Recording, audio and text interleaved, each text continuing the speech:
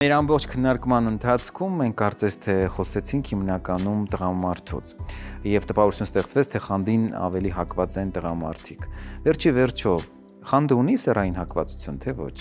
Եթե վերջին օրինակի շարունակությանը անդրադառնամ, մեր հասարակության մեջ տղամարդու արգելանքներն է շատ եւ դա վերագրվում է խանդին, բոլոր արգելանքները եւ այդ հասարակական աղճատված կարծրատիպերի առաջ տանելը, այս ինչի կինը պետք է այսպես իրեն պահի կամ չգիտեմ, սա շատ է քննարկվում, շատ է արծարծվում,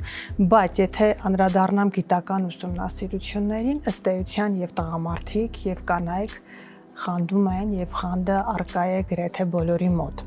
Տարբերությունն է այստեղ առկա։ Տղամարդիկ ավելի շատ ուսումնասիրություններն են փաստում, խանդում են կնոջը ընդհանրապես։ Կինը որքան ժամանակ է անցկացնում ընկերուհիների հետ եւ իր հետ այդ ժամանակը չի անցկացնում։ Կինը որքան է նվիրում աշխատանքին եւ ոչ թե իրեն։ Այսինքն առհասարակ կնոջ անցկացրած ժամանակահատվածին տղամարդը խանդում է եւ առհասարակ խանդում է կնոջը ամբողջությամբ։